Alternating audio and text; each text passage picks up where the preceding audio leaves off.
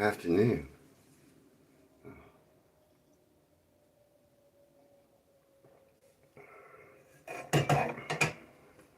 How is everybody? Still dark here. Trying to start live streams earlier because gotta go to work. Yeah, it's still dark. Good morning. Yeah, I just got settled down. Sometimes I rush around in the mornings. Howdy, Terry. Good to see you. How is your day? Terry Cullen. You know, in Fort Worth. Hey, Genghis. It's raining there, but the heat's on. Hi, Ben. I was talking to Terry. Your last name. So in Fort Worth in the 70s, and they're still around, there's a very rich, prominent family in Fort Worth. And their last name is Davis. But the first name of the patriarch at the time, very rich family, very influential in Fort Worth, his first name was Cullen. Cullen Davis. You can look him up. Give him a goog. You'll be like, what? So his first name was Cullen Davis. He was super rich, very famous in Fort Worth. There's a few very influential families from Fort Worth, rich families. He was the patriarch of one of them. This is in the 70s. Jerry's like, that's cool. And Cullen Davis murdered a couple of people. Might have only been one. It was a big, big deal in the 70s. Cullen Davis in Fort Worth. There's a big scandal involving women and money. Cullen Davis. Anyway, when I see your last name, I can't help but think about it. Hey, Nicola. I did do research for this live stream. Hiya, Choppy. And that's my story to open about Terry's last name. Being a famous murderer's first name from Fort Worth. Got my eye on you. Terry and Ben, I sent y'all an email. Y'all didn't check it out, I guess. There's a link. I sent y'all a link to a video. It'll be active for maybe 30 minutes after the live stream. Check it out if you want. That's my message to Terry and Ben. Check your email.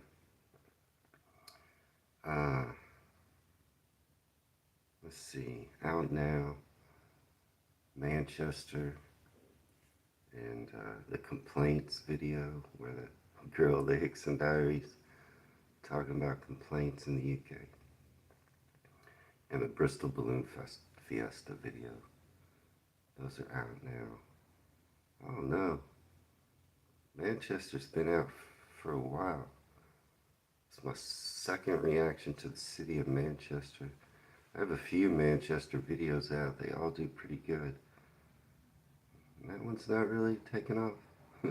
I never know what a video's gonna do. I like Manchester. It seems lively. Much like I think Bristol's probably a fun town. I think Manchester's a bigger fun town. Yeah, Nicola, you like the balloon? I love a good balloon. I didn't know that video was going to be unnarrated. That threw me off. I was like, oh, I better talk. But it's cool to see balloons take off. And the video where the Hickson Diaries channel is talking about complaints in the US versus UK. I don't know, it just came out to the right channel like an hour ago. I don't know how it's gonna do. I don't think that was smart. I bet she got a lot of. If you watch the video, she's talking about customer service. I bet people didn't like her video. Chappie don't like the people in Manchester. Manchester Library is outstanding. There's a lot of nice things in Manchester. I have reacted to it, different things, the music scene in Manchester. But it's my second reaction to just the city. I think they have three.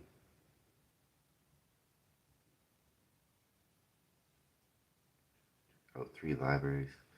Genghis. Yeah, there's a few nice things there. I think it's a cool city. Y'all gotta remember, I love cities. Manchester's big. I love the country, but I love just a crazy city. I like it. A lot of hustle and bustle and angry people going everywhere. Yeah, give me that. The grit and the grind. Some people are like, oh, New York City's trash. It kind of is. You go to New York City, this is one thing they don't show you on like movies and TV. You go to New York City in the summer when it's hot, certain parts, it stinks. It smells like trash and urine. They don't tell you that. But see, I don't care. I don't care. I like those experiences as well as the country. Terry's like you like the country more, but you like to visit a city. I like both. Not one more than the other. Uh, I like both. They're fun, even if they stink.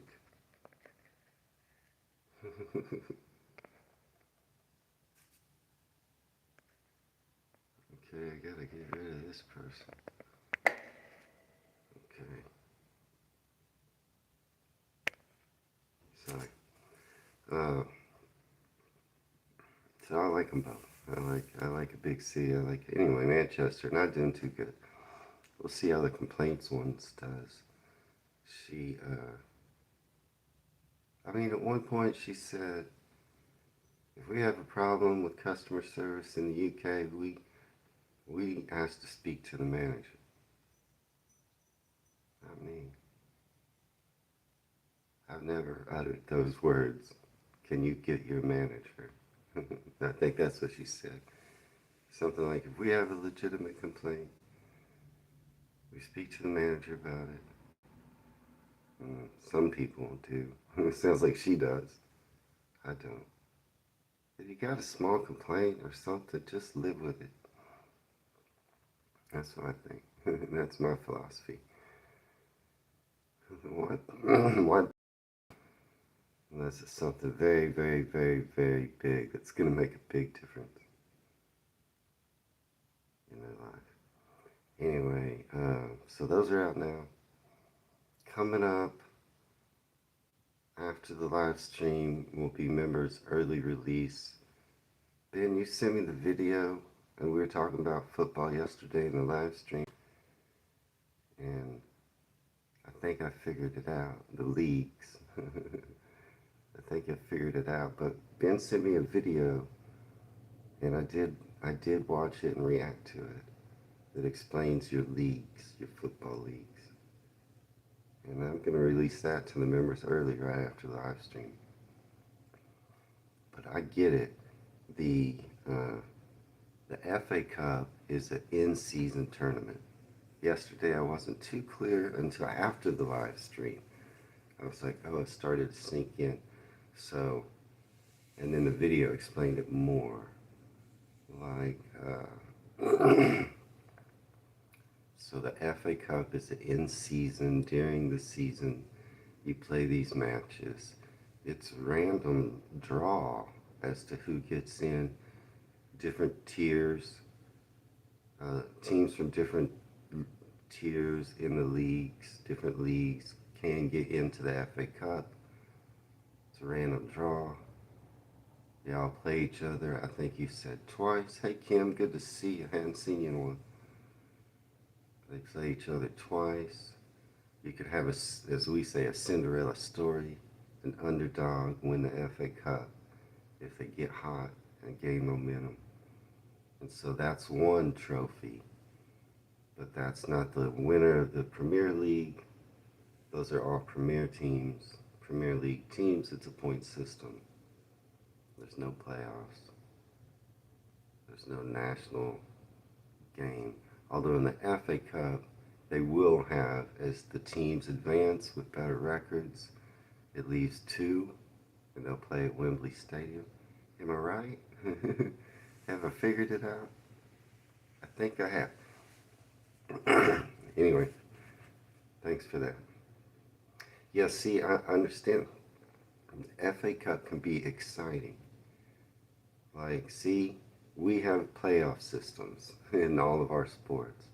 And the playoffs are exciting because you could have the teams that make the playoffs are good teams, but there's always one that's the least good. And in a playoff system, they could win. You see what I mean? And that's exciting. The FA Cup gives that same vibe. You have a team that could beat a better team and win the whole thing if they keep winning. That's kind of how the playoffs. So ice hockey in the U.S. has a point system, but the points get you into the playoffs. And then there's playoffs, and anything can happen. The FA Cup is like that. Anything can happen. Nicola, all the members only videos will go public. I'll make them all public. Anyway, I was talking still football a little bit. I watched the video you sent me, Ben, and I'm going to release it to members early release after the live stream. Go to the regular channel the next day. And members early release, also after the live stream, is a video. American girl, lives in London. She listed 10 things that she loves as an American living in the UK. So 10 things she just finds lovely about living in the UK. And then the members only release after this live stream is a video about Welsh rarebit.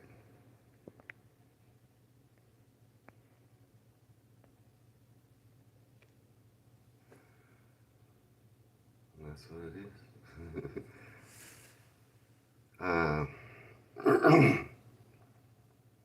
So during yesterday's live stream,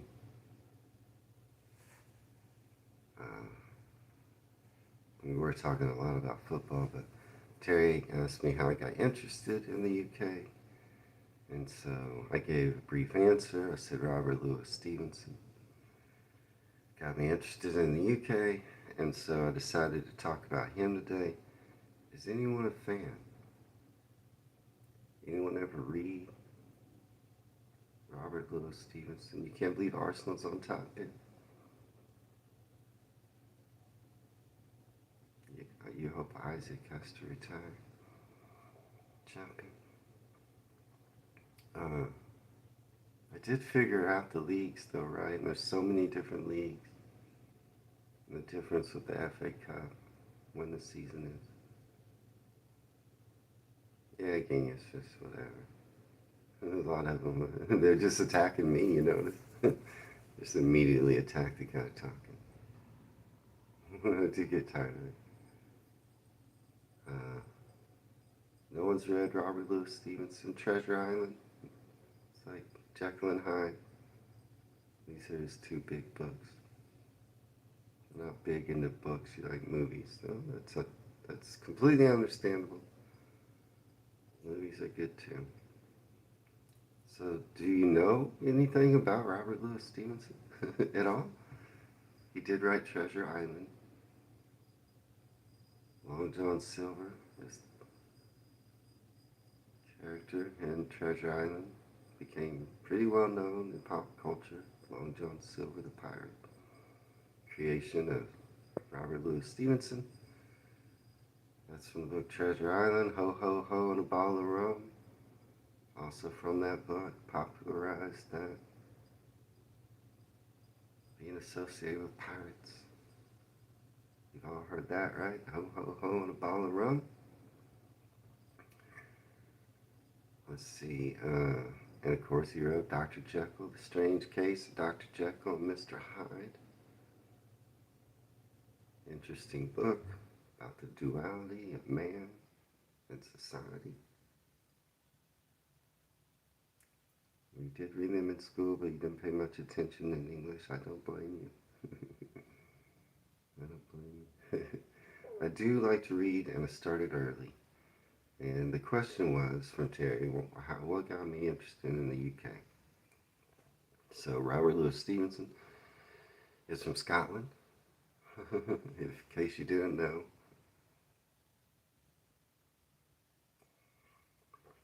And just that fact alone sent me to wondering about Scotland. So, a couple things about what got me interested in the UK. Now, all Americans, and some of you have, people in the UK have mixed heritage. Maybe their dad or the grandparent moved to the UK, married a British woman, or vice versa. And then their children have heritage in other countries. So you have some of that too. All of Americans, pretty much, we know from the get-go that we're not from the U.S., most of us. And so, obviously, when you're a kid, you wonder about that. Your last name, where it comes from probably. Or maybe you just know your ancestry. And so you wonder about, where you came from. As a kid, it's kind of a fun thing to imagine. I've got a big imagination. So I knew my family was from England and that's just a curious thought to have as a kid. So I had that in me. And the first book I ever read that was like a real book, not like a little kid's reader book, was Huck Finn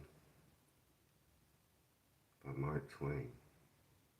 Well, a lot of people arrived at Ellis Island, yes, Chuck. Most immigration came through Ellis Island back in the day. Yeah, just curious about what my heritage was as, when I'm a kid, maybe 8, 9, 10. We all have that. And I knew it was England. So the first book I read, Mark Twain, Huck Finn.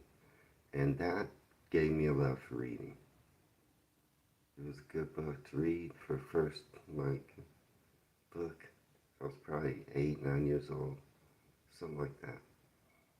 And just, adventure. That whole book's about adventure. It's got a kid in it.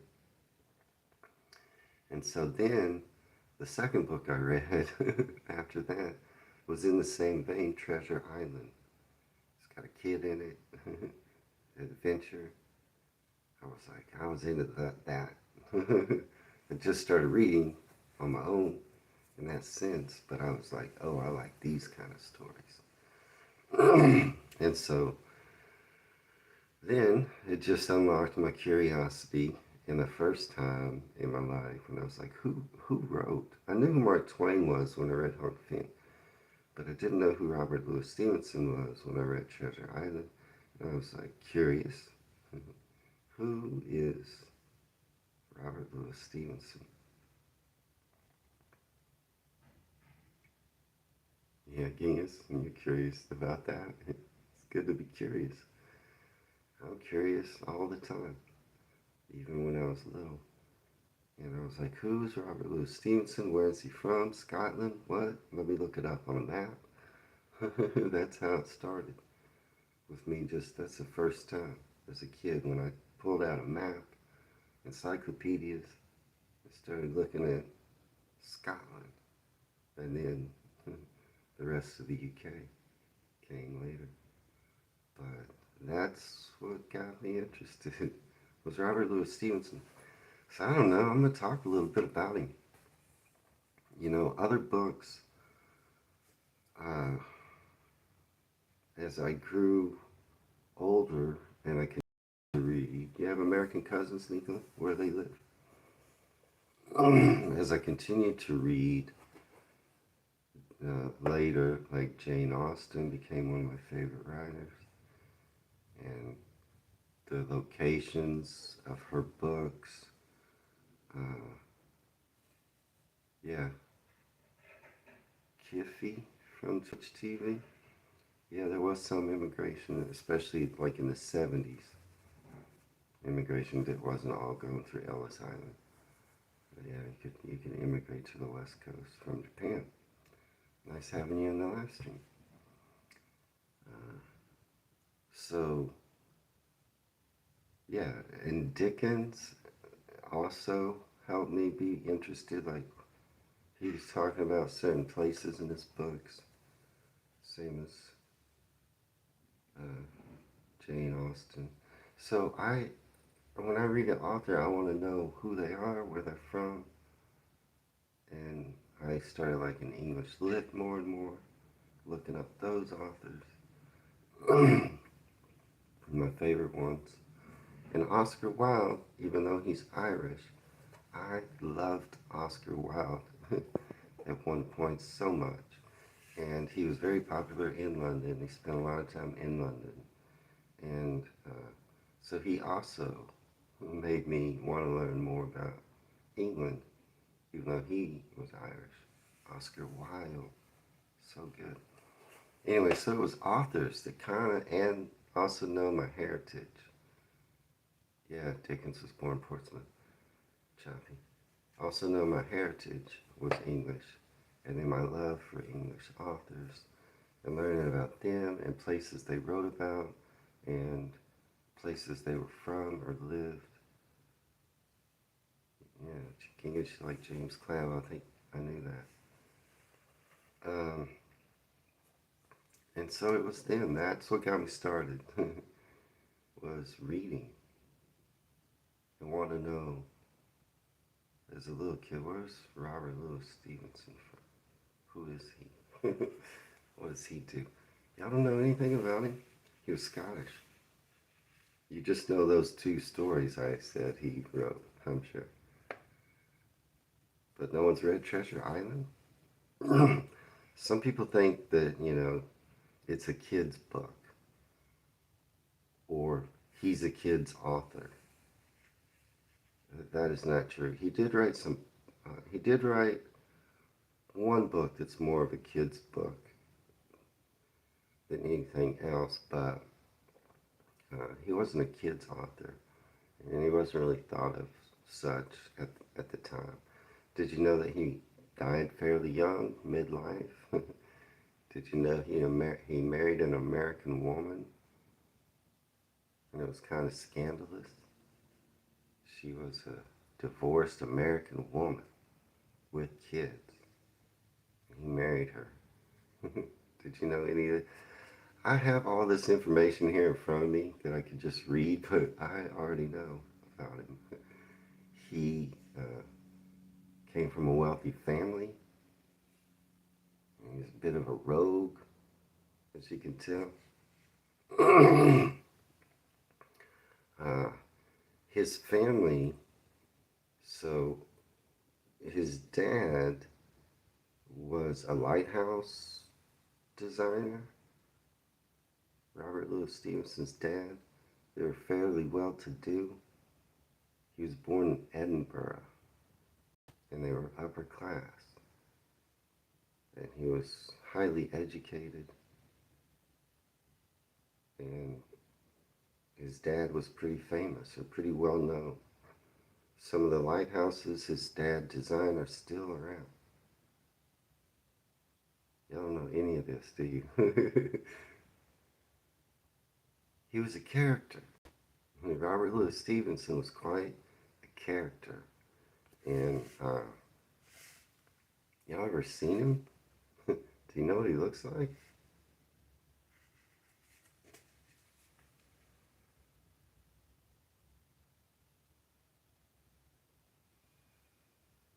He was a little bit crazy, you might say, at least for his time.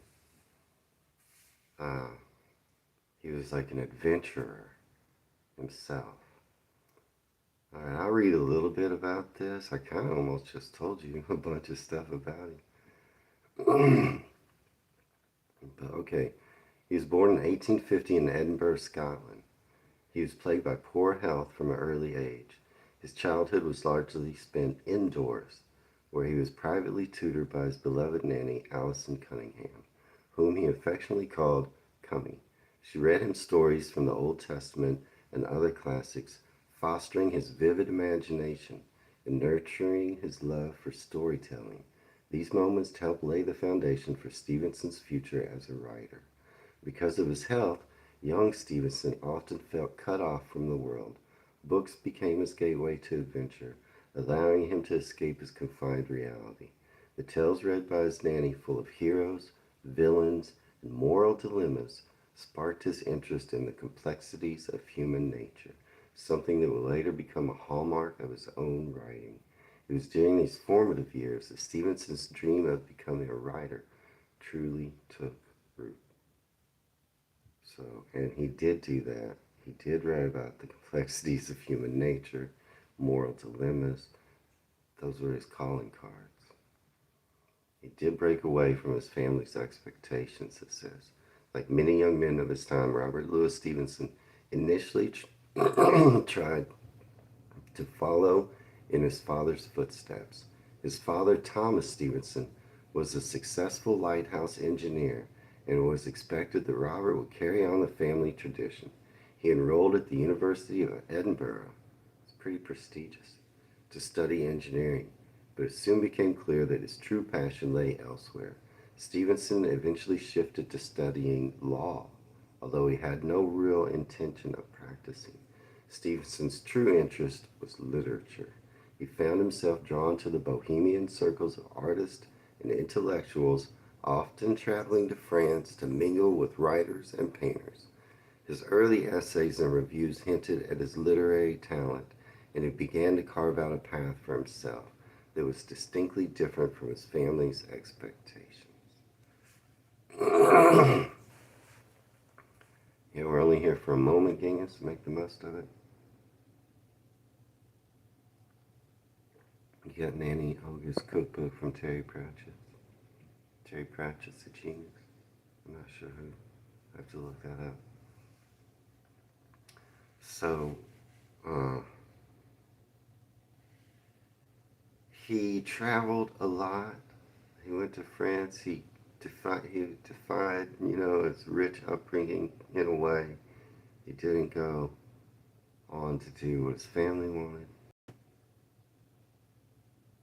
Yeah, you're interested in cookbooks, Terry. I guess the point is that as I learned about him and what he did, it influenced my life. And it's kind of an answer to the question of what got me started on my love for the UK. And it was really when I read Treasure Island as a kid.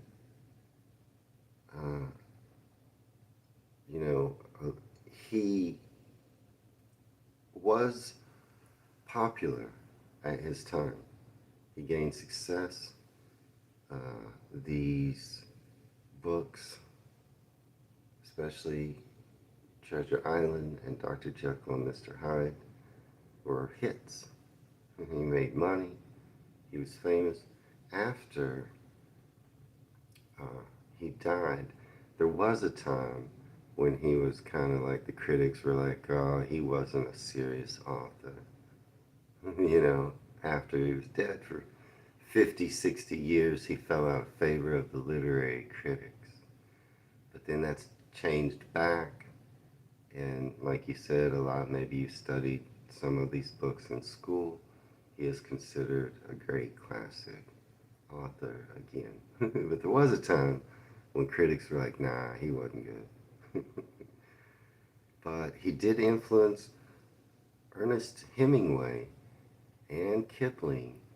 Both cited Robert Louis Stevenson as inspiration for their writing. So he did influence people. I'm going to read. Let's see. I'm going to read, and maybe I won't spend the whole time on Robert Louis Stevenson. If it might be too boring to you all. But let me just tell you a few things about him. He did die at age 44. He did have ill health as a child, and then again as he got older. He suffered on and off. His real name was Robert Louis Balfour Stevenson. And he changed the spelling of his middle name, which was, he died young. His middle name, as we refer to him, is spelled the same way you would spell like King Louis. It's a French spelling. That's how it's on all of his books. You'll see it spelled Robert Louis Stevenson. But it was pronounced in his day, and still today, it's pronounced Lewis. Originally, his middle name was spelled Lewis, Lewis. He changed the spelling just because he thought it was cool. He thought it was the French spelling he preferred.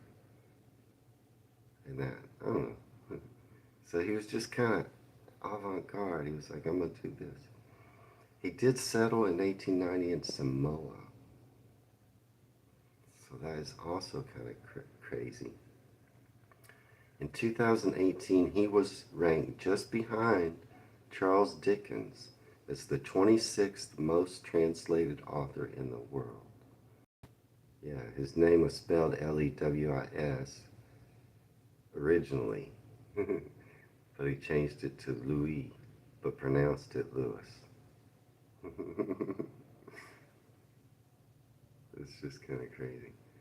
And that's what he also preferred to be called Robert Louis Stevenson. He didn't like anyone to ever refer to him and his writing as Robert Stevenson. He insisted. 3 names. That was his idea. I do have a reaction on the members only section of someone talking about him and at his house there in Edinburgh. Okay, I do want to talk a little bit about his wife because it's pretty interesting, man. If I can find it, I got it in this article somewhere. Give me a minute. So he did marry this American. You're going to laugh at her name. Does anybody know who he married?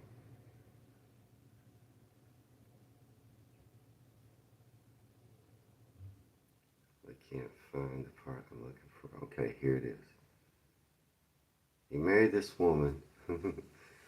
Her name, don't giggle, was Fanny Van de Grift Osborne. She was an American. Okay, so he had traveled and spent a little time canoeing in the U.S. Robert Louis Stevenson had. He was a real adventurer. There he met Fanny Van de Grift Osborne, born in Indianapolis in the United States. She had married at age 17 and moved to Nevada to rejoin her husband Samuel after his participation in the American Civil War. They had children, Belle, Lloyd, and Harvey, who died in 1875. But anger over her husband's infidelities led to a number of separations. In 1875, she had taken her children to France, where she and her daughter studied art. By the time Stevenson met her, Fanny was herself a magazine short story writer of recognized ability. Yeah, her name was Fanny Kim. So she had left her husband, moved to France, started writing magazine short stories, and was making a go of it. Stevenson had met her on a canoe trip to the U.S. He returned to Britain shortly after his first meeting, but she remained in his thoughts.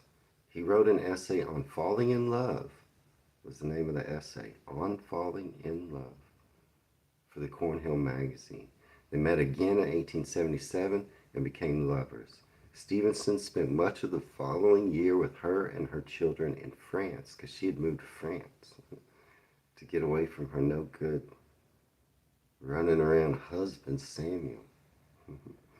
And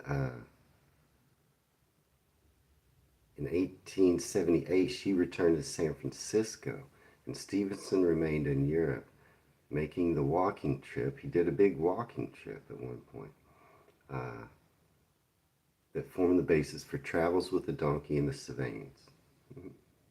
He was crazy. He would do anything. He set off to join her in August 1879, aged 28, against the advice of his friends and without notifying his parents. It was scandalous because she was married, had kids. She was an American. Oh my gosh. Um, so he went chasing after her. And when he got to the U.S. and California, where she was, he was near death. He had gotten sick, and some local ranchers nursed him back to health. He stayed for a time at a French hotel in Monterey, California. Uh, Several years later, so this Frenchman in California took care of him when he almost died from some sickness on his trip to California. And he later gave that guy an inscribed novel. Uh, so he autographed Jekyll and Hyde and sent it to this Frenchman in California.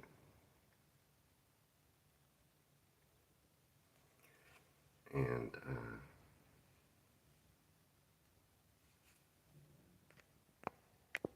sorry,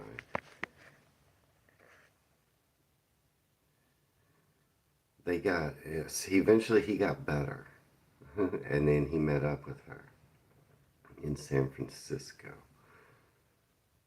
They got married in May 1880.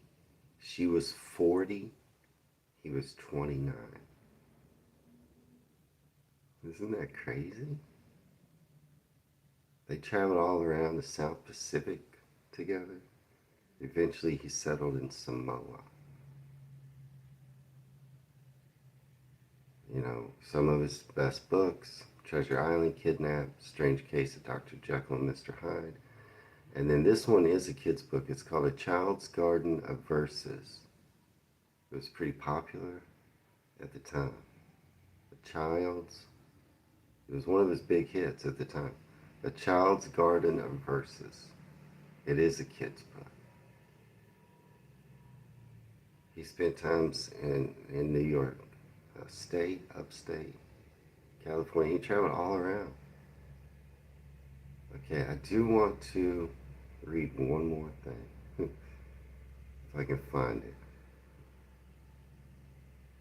It's what he had to say. Okay, this is a quote that I found in my teenage years, and I loved it. Y'all know I like to write. And it was a time when I was just discovering I really enjoy writing my own stories. I already loved authors, and I would oftentimes read an author and try to mimic their style. Right? I would read something, and I would go, "Oh, I love that style. Let me try to mimic it." I did that when I was like in high school. I mean, sometimes I still do it just for fun. I see if I can capture the same voice or the same style of writing as a favorite author. And I read this. I was already doing this. And I found this quote. This is a quote from Robert Louis Stevenson. I found this when I was a kid, or in high school. He said, whenever I read a book or a passage that particularly pleased me, in which a thing was said, or an effect rendered with propriety, in which there was either some conspicuous force or some happy distinction in style, I must sit down at once and set myself to ape that quality. I was unsuccessful, and I knew it, and tried again, and was again unsuccessful, and always unsuccessful. But at least in these vain bouts, I got some practice in rhythm, in harmony, in construction, in the coordination of parts. I've played to sedulous ape to Hazlitt, Lamb, Wordsworth, Brown, Defoe, Hawthorne, Montaigne, Baudelaire, and Obermann. This is what he said he did. He tried to ape his favorite authors. And I was doing that when I read that quote. I was like, oh, I do that. I do that all the time. So I just loved Robert Louis Stevenson, both when I was young and I read Treasure Island, and then as I grew older, he became like a hero to me. He took all kinds of risks. He did all kinds of things he shouldn't have done. Still, he experienced success. He was from Edinburgh. I was all like, what is Edinburgh? I gotta find out. I gotta read about him. And, he kind of defied. He came from a well-to-do family. His dad was a famous lighthouse engineer. But he didn't go that way. Instead, he preferred to run around and have adventures and write books. Yeah, they're doing some work outside. They are digging up water main lines. You can hear it. Yeah, it gets worse. Digging up the street and then replacing it. Alright. That's my talk on Robert Louis Stevenson. I obviously love him. And always have. And Kidnapped is probably my favorite. It's really good. It talks in Kidnapped, the landscape and the geography become a character in itself, much like in Jane Austen novels. Often the landscape can become a character in itself. Kidnapped does that by Robert Louis Stevenson. It's my favorite novel by him. The Jekyll and Hyde is also great. Do you know that he was taking from his personal experience and ramped it up a bit? Yeah, genius. Well, I mean, some of his personal experiences didn't need ramped up. I left a lot out because I didn't want to bore you with all the talk, but he was a real adventurer. But yeah, he was a lot of fun. I really liked Robert Louis Stevenson, both as a kid and I still do. He took a lot of risk, had a lot of fun. But I guess that's my talk on Robert Louis Stevenson. No one else is that big of a fan, huh?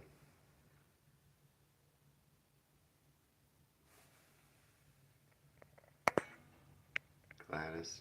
Oh, Molly is your grandma? I missed some comments. I like that name Molly too. Oh, okay. I was scrolling back because I was reading so much from the article there. The Cherub series by Robert Muchmore. Stephen King. I love Stephen King too. Shimon's favorite author. Yeah, I mean, I just loved authors. My favorite author of all time is Kerouac. Anyone ever read On the Road by Jack Kerouac? He's not British. But also among my favorites are Jane Austen, Oscar Wilde, Robert Louis Stevenson. He wrote a lot more too that I didn't list, but those are his big ones that I read out to you. And the ones that made him money, basically. He wrote some other stuff about his own travels and other things. Didn't do as well. Yeah, it's a little loud outside. Alright, I guess that concludes my talk of Robert Louis Stevenson. But he was a fun guy, man. I want to hang out with him and have a pint. That's how I feel about RLS. As he's often referred to because it's easier to say, his initials. RLS. But sometimes you just want to have a pint with somebody, right? Even though you don't know him. He'd have been a fun guy to have a pint with. Um, so I guess that's it. Anybody want to talk about any videos that are out now? Any thoughts about what's coming out next or what just came out? I can't think of anything else. Yesterday's live stream was not bad for not having a topic, right? So I like that so-called British pub I took you to. I did have a plan. I was like, I'm going to take him to Lakewood. I'm going to walk down there to that British pub and see what they think about that. It's not much of a British pub, really. And also, you know, we call things British pubs, but they're not pub culture like what you have. I mean, can you go in there with a book and settle down in a corner and not really drink? You can. You can go to a bar and do that in the U.S. if you want. And you could go to one of these so-called British pubs and do it. But it's kind of frowned upon. They kind of want you to leave if you're not drinking. It's not the pub. We may put the word pub on the outside of that building, but it's not a pub. It's not the same environment that your pubs are. They may serve, they may serve English ales and put carpet on the floor and wood on the walls, but it's not really a pub. It's not like your pub culture where you can go in there with your kids and your dog, as I've heard, in a book or, I don't know, a crossword puzzle. Now sit there, doesn't matter if you're drinking, and just relax. That's not what our pubs are like in the UK, in the US. They just say pub on the outside and they try to mimic what you do on the inside. Yeah, and you can play darts there.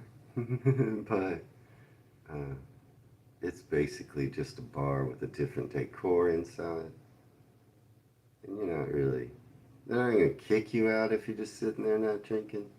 But they're going to keep looking at you like, what are you doing? Get out of here. Yeah, they have pool tables. But we have pool tables in most bars. Unless like the one I go to, the tiny bar I go to, no room for a pool table. Not like a bar like that. There's no room. Now, like the bar I frequent that's around the corner, the single one, I could go there and just chill. They know me. It's slow during the afternoons. I could go in there with a book, order a glass of water, hang out, and they'd be fine with it. They'd probably just chat with me and enjoy the company. You know what I mean? But generally speaking, it's not the atmosphere in most bars and pubs. If you have a good local one and they know you, and you're not taking up space during busy time, yeah, they don't care. They'll let you chill. Does that make sense? But it's not your pub atmosphere. How are you at darts, Ben, if you're not good at pool? I'm better at darts than pool. Sometimes with pool, I play better. If I haven't played pool in forever, I'll get right on the table and be hot. But the more I play pool, the more I overthink it. You know what I'm saying? If I play pool a lot, I start overthinking it. But if I just play pool off the cuff and I'm not thinking about it, I do better. But I'm better at darts than I am at pool. What about Skittles? You like pool, but you're not very good anymore, Ben. Jay plays, right? He won 6-1 on Tuesday. Congrats. And that's English pool, you said. I think is what you told me you played. Still not clear on that, but have I figured out the football stuff? Am I right? What I was saying earlier at the start of the... I figured out the football stuff, right? Your leagues? Yeah, I have to look up English pool. I don't know what that is exactly.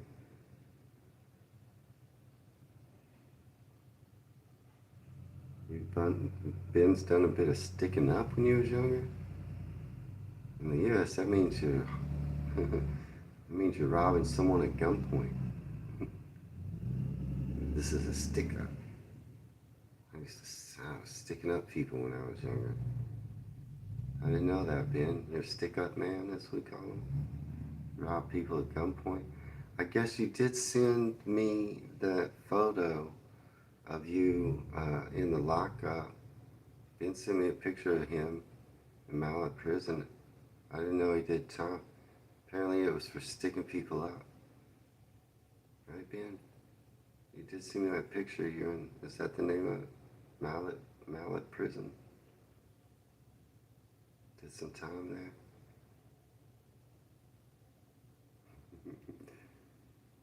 there? Oh, he meant standing, like standing the pins back up. Is that what you call it? Sticking up?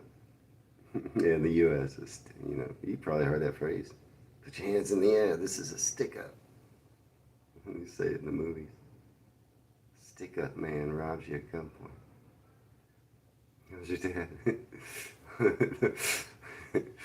Oh, I'm just kidding, Ben. He sent me a picture. You said you went on a trip there to visit that spooky haunted prison. Wearing the stripes, dragging the ball and chain. Snooker's great. They rarely have them in pubs. We do occasionally, I'll see a snooker table in a bar, but I don't know how to play it. But once in a while, you'll see a snooker table. It's usually in a bar that's like got a bunch of pool tables. Like there might be like 20, 30 pool tables sometimes in a bar that focuses on pool. And then over in the corner, you see one snooker table. So, it's not that popular, but some people play it. Well, watch what's coming out next. I don't know how that video will do, Ben, that you sent me of me watching, learning about the leagues. I don't know. Is people gonna watch me try to learn about the leagues? But I watched it, and it helped. So, thanks for that video, Ben. Y'all aren't really telling me. Okay, it seems like I got the hang of it, Ben said, okay.